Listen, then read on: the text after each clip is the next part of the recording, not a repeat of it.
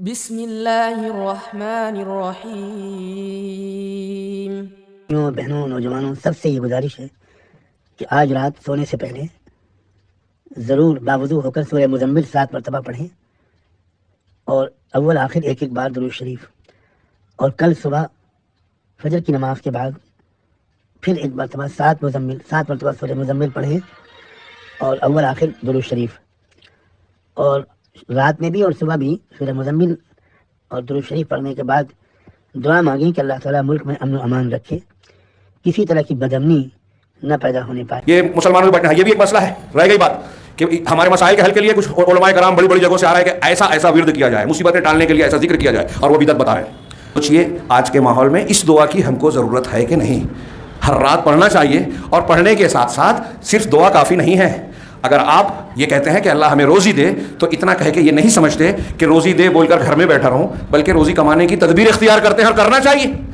اللہ کے رسول نے کہا کہ ابو جہل کا لشکر جو بدر کی طرف آ رہا ہے اس کے خلاف ہماری مدد کرو، تو یہ نہیں کہا کہ مسجد نبوی میں بیٹھ کر دعا کا اہتمام کریں، اجتماعی ذکر جو آج کیا جاتا ہے، یہ مسلمانوں کے بیٹھنا ہے، یہ بھی ایک مسئلہ ہے، رہ گئی بات کہ ہمارے مسائل کے حل کے لیے کچھ علماء کرام بڑی بڑی جگہوں سے آ رہا ہے کہ ایسا ورد کیا جائے، مصیبتیں ٹالنے کے لیے ایسا ذکر کیا جائے، اور وہ بدعت بتا رہے ہیں۔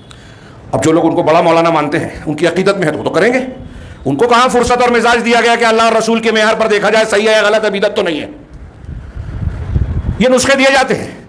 ہمارے یہاں کچھ نوجوان وہ کام کرنے کی بات کرتے ہیں، موقع نہیں ہے، جس کی طاقت نہیں ہے، حکومت سے لڑ جاؤ، کیا اسلام میں یہ نہیں ہے، کیا اسلام میں وہ نہیں ہے، جہاد ہے، کب ہے؟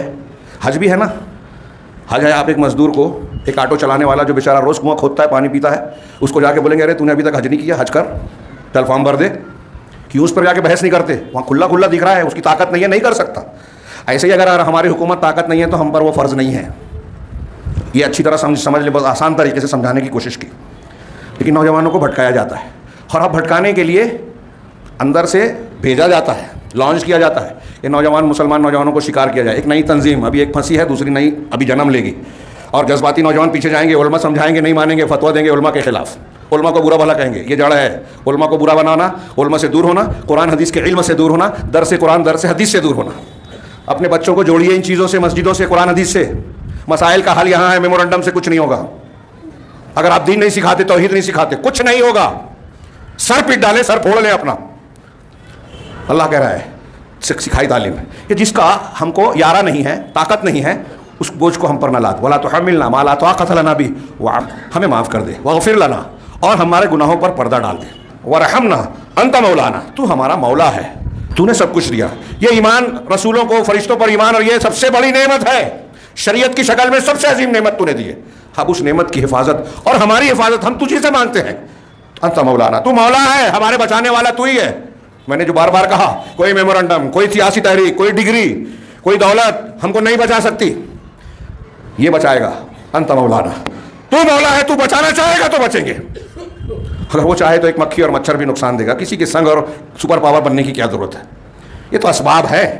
انت مولانا، فلسطین میں ہو، ہندوستان میں ہو، کسی اور جگہ پر ہو، ہر جگہ مسلمان کو سکھا گیا انت مولانا فانصرنا علی القوم الکافرین، لہٰذا تو کافر قوم کے خلاف ہماری مدد فرما، ہمیں غلبہ دے، ان کے منصوبوں کو کامیاب نہ ہونے دے۔ اور ہم یہ کہہ رہے ہیں، میں یہ عرض کرنا چاہتا ہوں ان آیتوں کے طرح، ہم روز اگر یہ پڑھ رہے ہیں کہ ہماری مدد فرما، تو ان مضامین کو ہم لوگ سمجھیں۔ یہ صرف زبان سے بول کر اس کی مخالفت آپ کرتے رہیں تو کیا فائدہ ہوگا؟ لا الہ الا اللہ بولیں اور شرک کریں، لا الہ الا اللہ آپ کا بے مطلب ہے، کوئی فائدہ نہیں۔ پڑھنے والے کو کروڑ مرتبہ پڑھ لے، فائدہ نہیں دے گا اگر وہ شرک کر رہا ہے۔ ایسے ہی یہ دعائیں اور صبح شام کے اذکار اگر ہم پڑھ رہے ہیں نا، تو اس کی روح کو حاصل کیجئے۔ روزانہ پڑھنے والی دعاؤں کو میں تمام مردوں اور خواتین سے یہ گزارش کروں گا، مؤدبانہ اور تاکیدی گزارش، کہ ان دعاؤں کا بطور خاص اہتمام کریں۔ علماء کرام کے ذریعے سے، دروس سے، کتابوں سے ہی صرف نہیں، علماء سے دروس میں بیٹھ کر ان کا خاص سبق لیجئے، اس لیے کہ میں ایسا مانتا ہوں، جانتا ہوں، ایمان رکھتا ہوں کہ یہ روزمرہ کی دعائیں ہماری زندگی کے مسائل کا حل اپنے اندر سمیٹے ہوئے ہیں، جن میں سے آج کی جو پیش کی ہوئی دعائیں ہیں، جس کو بہت ہی مختصر انداز میں نے پیش کیا۔ اللہ رب العالمین سے دعا ہے کہ وہ ہمیں قرآن و حدیث کی تعلیمات کو سمجھنے اور ان پر کما حق ہو اپنی طاقت کے مطابق عمل کرنے کی ہمیں توفیق عطا فرمائے۔ السلام علیکم۔